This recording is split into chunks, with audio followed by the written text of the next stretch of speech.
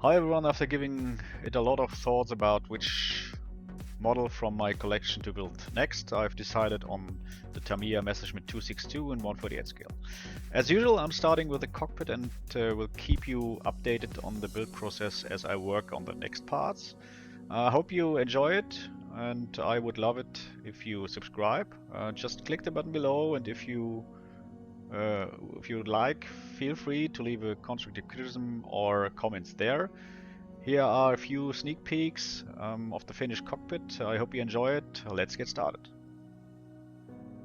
Unfortunately, there are not that many aftermarket parts available for the Messerschmitt 262, but here and there you can find a few nice extras that significantly enhance Tamiya's already excellent kit.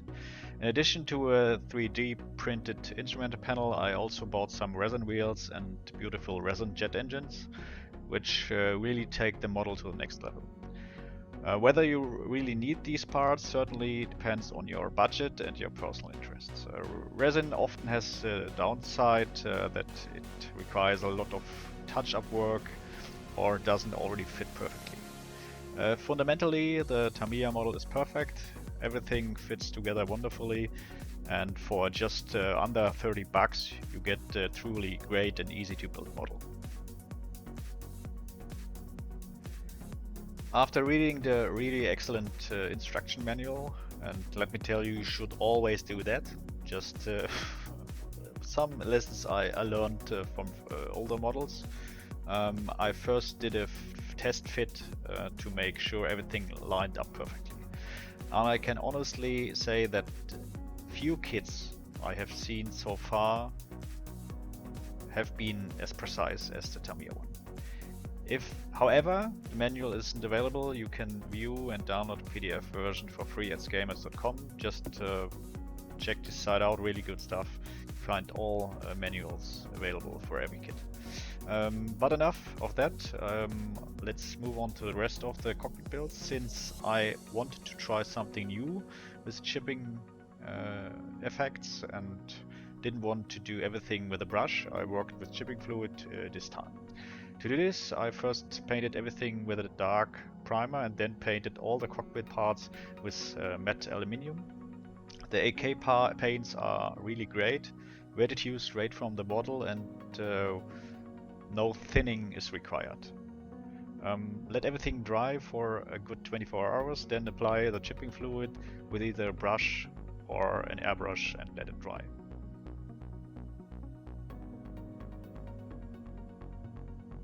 To simulate multiple layers of paint, I first used yellow zinc chromate and applied a thin coat.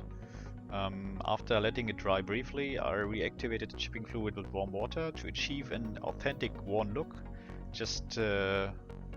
You can use different brushes, needles or toothpicks. The more water and pressure you apply, the more pronounced the effect will be.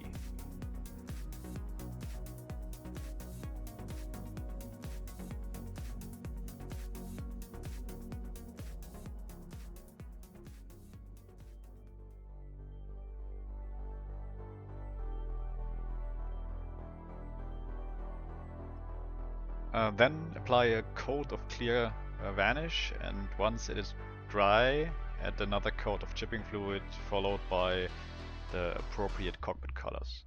I also decided to add a few highlights with RLM76 in addition to the dark gray LM66 as base color for the cockpit.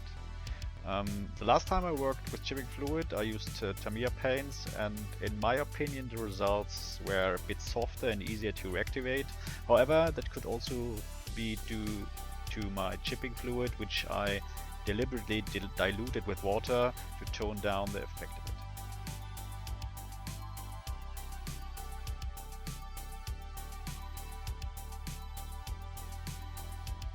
Next, I moved on to painting leather seats.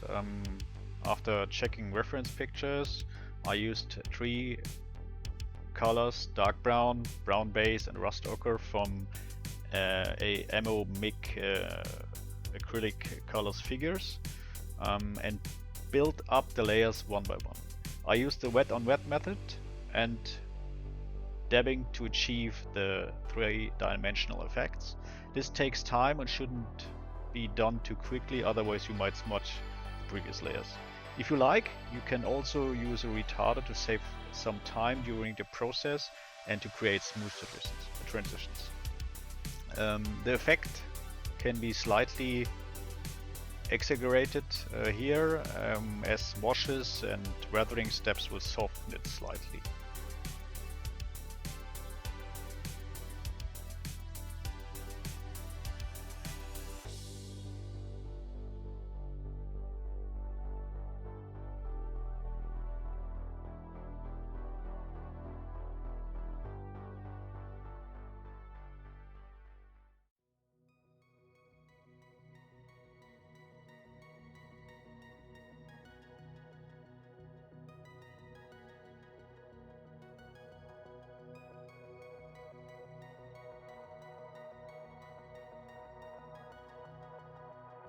For the instruments, I bought a really great set from Aces by Eduard, which allows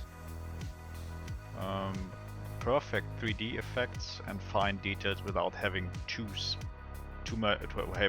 having spent too much hours fiddling around with a brush or decals. They are in high quality and easy to apply. Of course, you will need to remove the details from the plastic parts beforehand using either a craft knife or a file. Although the instruments are self-adhesive, I still decided to use a little white glue from AK to help them stick. This dries clear and leaves no marks. Simply peel off the instruments or the instrument assemblies with tweezers, apply them, position them correctly and press them down lightly. After they dried, I applied a thin coat of clear varnish so I could use panel liners or old paints as a wash later on.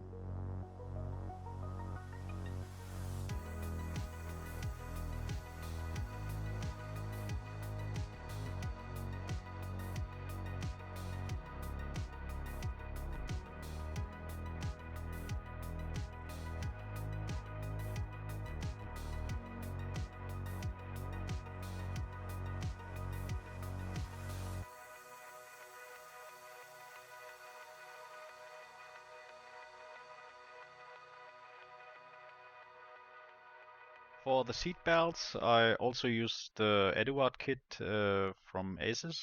They're really great, easy to bend and add a lot of details to cockpit with minimal efforts.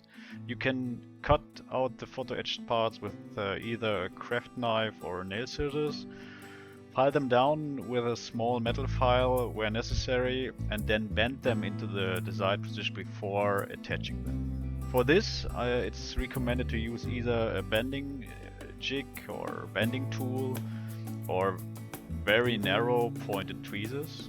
Use super glue to attach them, but you should first do a test fit, otherwise if they don't fit properly, it could be difficult to remove the part without damaging the paint layer underneath.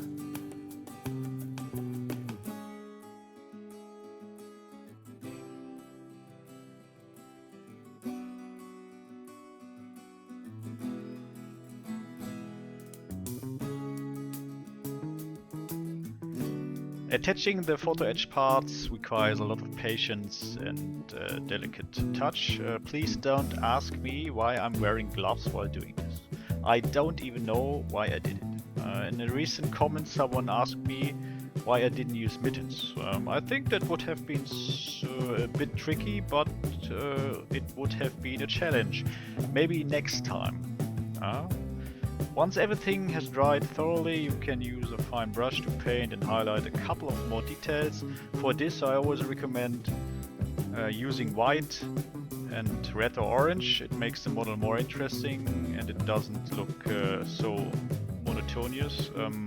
Finally, apply an oil wash of burnt umber to bring out additional dirt and grime in the cockpit.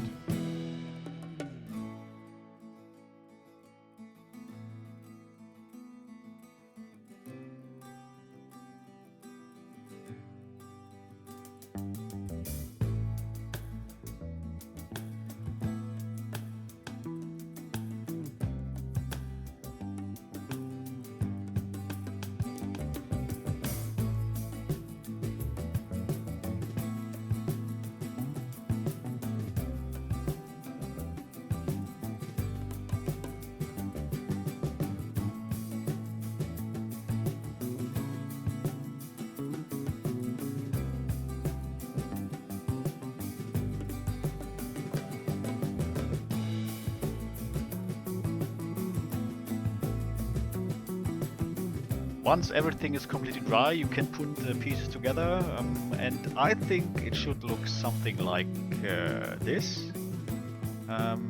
What do you think? I think it turned out really well. That's the final result. Thanks for watching.